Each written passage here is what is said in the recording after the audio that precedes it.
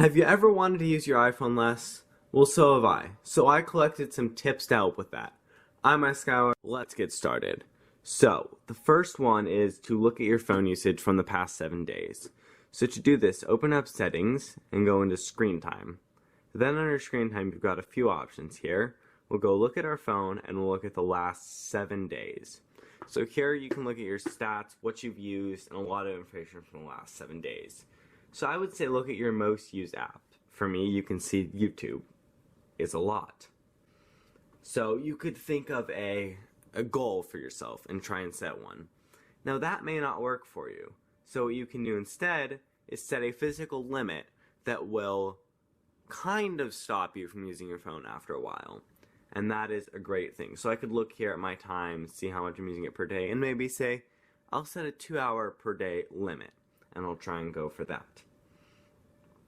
Now, you can also look at all your other apps, see what you've done there. I can say, oh yeah, I was binging a series this week on Prime, so I'll just ignore that one for now. And then next week when I look back at it, I can look and see where I improved there, and look at some other apps and try and do some stuff there.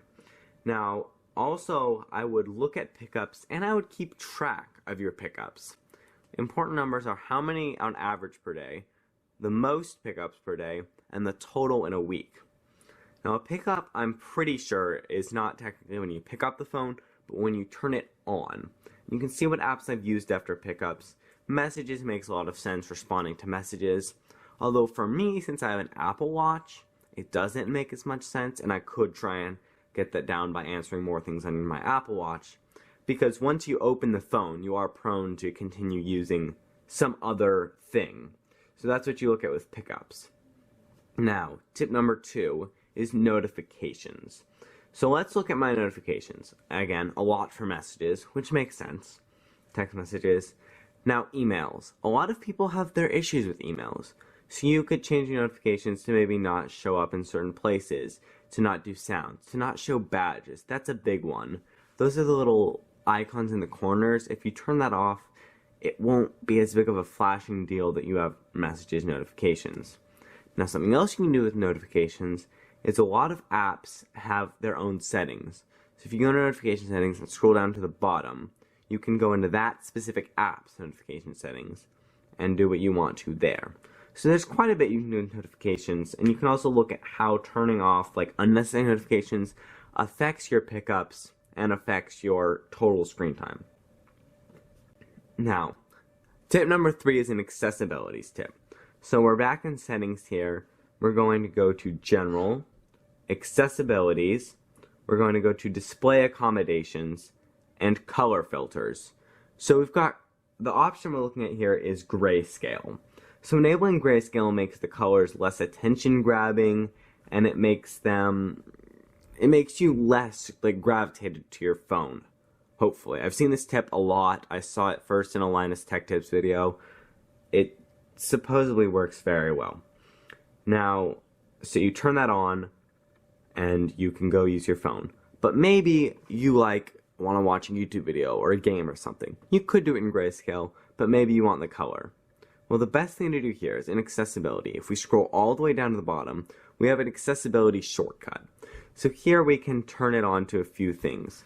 I prefer to do 1, because if you do 2 and then you triple click the home button, it brings up this. Not as convenient. But if you just have 1 and you triple click the home button, it will enable it and disable it, like so. Pretty convenient for when you want to just switch it on and switch it off. The best decision here is to just roll with it almost always on, so that it's just not, you're just not pulling you as much to your phone. And that is also an option on the watch, but I'm not too worried about the watch as much as you would be with the phone. So I think this right here is a pretty good option for you to turn on grayscale under color filters. Like that. Number 4. So this one is to use limits that actual apps have. So lots of apps, YouTube, social media, all sorts of stuff, have settings, and then under settings you've got certain things like YouTube, remind me to take a break, which is an awesome feature that just reminds you. It stops your video and tells you that you've been watching for this long. So you can set yourself a certain reminder for a certain amount of time and check that to see how long you've been, and a lot of apps have this. You can just look in the settings, and that helps out a lot. Number 5, get a real alarm clock. So instead of using your phone as your alarm clock, keeping it by your bed, you can bring your phone, put your phone away from you charging, and use a normal clock as your alarm clock, which it'll be a better situation for you at night sleeping, keeping you away from that phone. This next one is really interesting. So this one is setting an alphanumeric real password instead of like a biometrics or a passcode. So let's look at how to do that here. So Touch ID passcode. So I'll enter my passcode here, and you can turn it off for iPhone unlock. Turn off Touch ID or Face ID or whatever, which means it will take more effort to get into your phone. And then you can change your passcode. So if you go to change passcode, type in your old passcode, and for new passcode you can do passcode options, and then change it to custom alphanumeric. Then you will have a keyboard to type something in for your password, and it requires a lot more thinking and effort to get into your phone. You have to make more of a conscious decision to use your phone. Number 7 is a pretty tough one to implement, but here's the basic idea. If you're pulling out your phone, or you're going to, think about why you're pulling it out, what you need to do, or maybe there is no reason. And if you can't think of a reason why you've pulled it out, put it away, do something else, talk to someone, look around, choose a different option instead. And there's a helpful way to do this, which would be adding a wallpaper, which tells you or reminds you. So I will put a link in the description to a place where you can download a few wallpapers that I'll make that show you stuff. They'll have nice pictures that I took with something asking you why, and that'll help remind you just to think maybe you don't need it out right now. This next one is really pretty simple. Put your social media apps, or whatever tempts you, on a second page or folder. Just that little effort of thinking.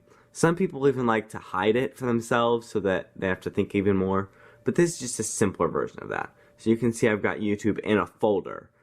I've got my Instagram in a folder over here. So it just adds that extra layer of thinking to get to something you want to do.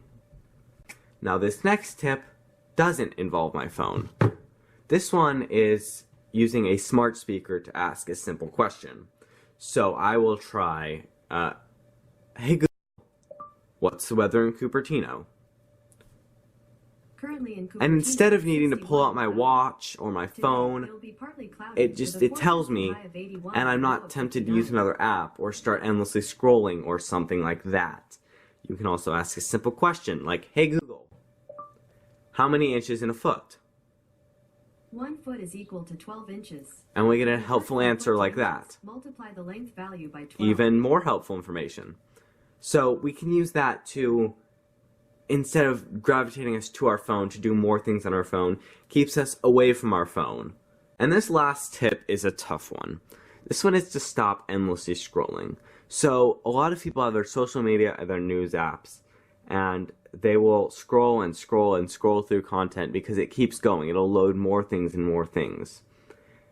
You need to make a goal here. Set like an endpoint, 15 minutes, 10 minutes or something. Set a timer, set an alarm or something that will help you not endlessly scroll. Or you can just catch up on like your newsfeed that has only your new things and you don't scroll through more and more stuff. Just catch up on what's new today, which can help a lot with that going on forever and ever. So those are my tips for using your iPhone less. I'm Ice Gower. Thanks for watching. Bye.